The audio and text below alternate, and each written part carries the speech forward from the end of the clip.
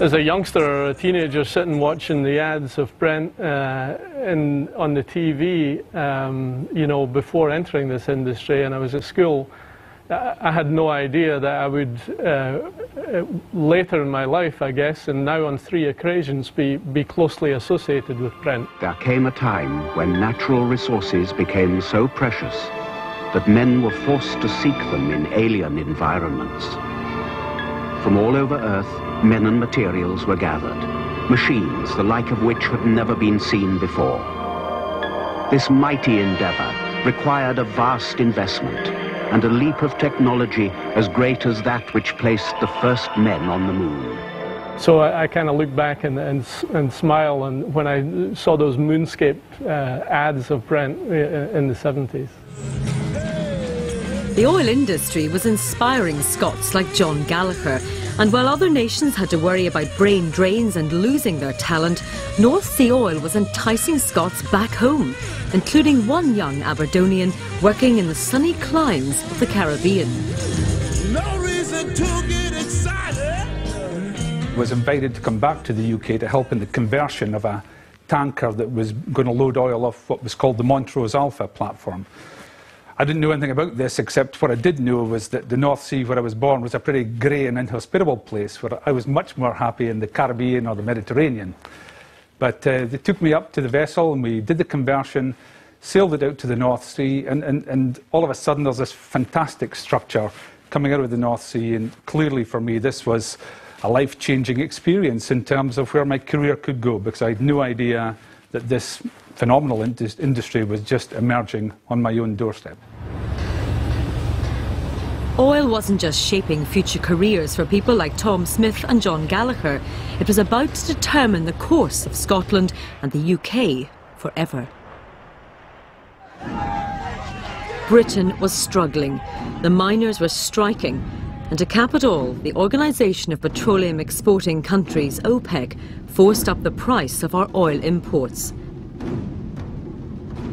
The country was almost bankrupt.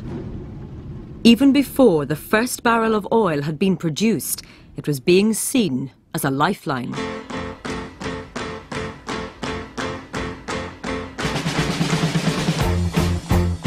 The desire to get it flowing wasn't just driven by Scottish pride, but by British survival. Britain's new Secretary of State for Energy welcomed the first North Sea oil ashore.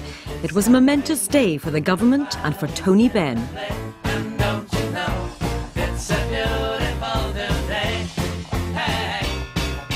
It does give this country a great opportunity, which it's long needed, of developing a full four-fuel economy. We will be, in time, one of the 10 largest oil-producing countries in the world. I was appointed in June 1975, and one of the first jobs I had to do was to be present when the first North Sea oil came off. Well, this is it, the first few drops of our North Sea oil. So far, this jugful has cost £3,000 million and taken nearly a decade to get. And here is the actual bottle. I've got a picture of myself somewhere holding it up, and I think it probably is still, it's pretty clotted, I think, now, but it is genuine, and that was seen as the future, and quite properly so, because if we'd used it wisely, our economy would have been an awful lot stronger now. Oil was seen as the future, a future free from the crippling prices imposed by OPEC. This explains why North Sea oil was so important to Britain in 1975. I think there was a very wide recognition, because it did give us, it was understood to give us a lifeline at a time the economy was in serious difficulties. I don't think anybody underestimated it. I think you could argue that in the sense that it won't last forever, it might have been slightly overestimated. But, oh, people appreciate, look at the coverage at the time, it was phenomenal. What would North Sea oil do? Whatever it would do, the government clearly didn't expect it to last long. Tony Benn's press secretary at the time was Bernard Ingham, and he recalls an event his boss held. Tony Benn called a conference in Church House, Westminster, where the consensus. I've never trusted people since. The consensus was that North Sea oil would be done and dusted by, well, oil and gas, I suppose, done and dusted by, as I recall it, 1995. How long will North Sea oil last? A deceptively easy question with no simple answer.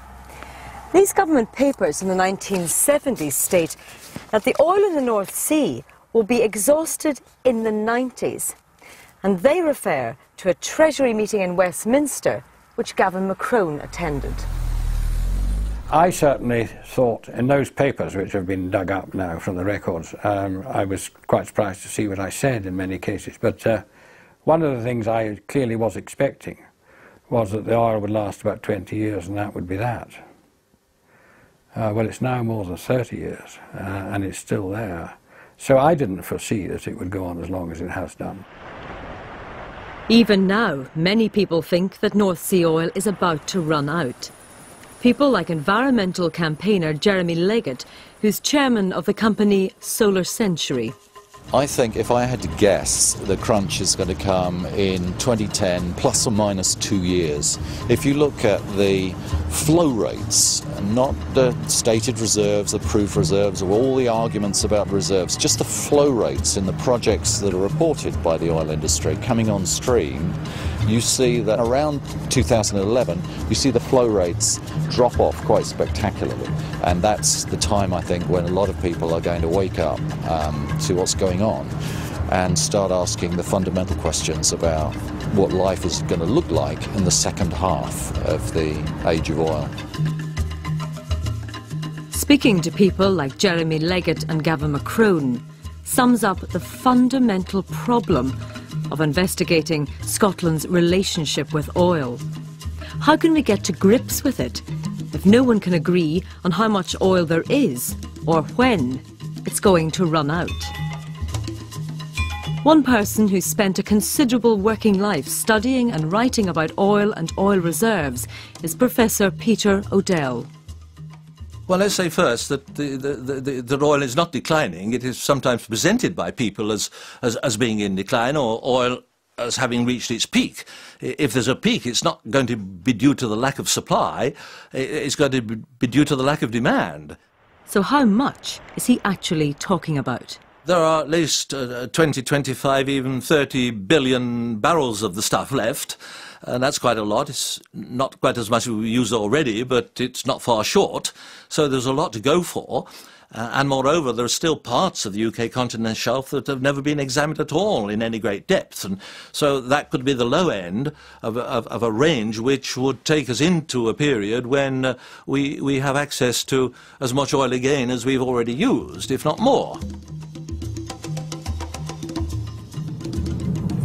No two people seem to agree on how much oil there is left in the North Sea.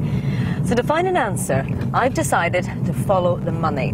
Business people rarely invest in anything unless they're sure they'll get a return. So I'm going to Shell's head office in Aberdeen. Remember the teenager excited by oil in the 70s? Well, he's now one of the top people here, responsible for the North Sea. So I'm going to ask him whether he thinks the North Sea has a part to play in Shell and Scotland's future. We've been perhaps the largest, or certainly one of the leading investors in the North Sea. We're bringing 4 fields on, 4 new fields in this mature environment, bringing 4 new fields on this year.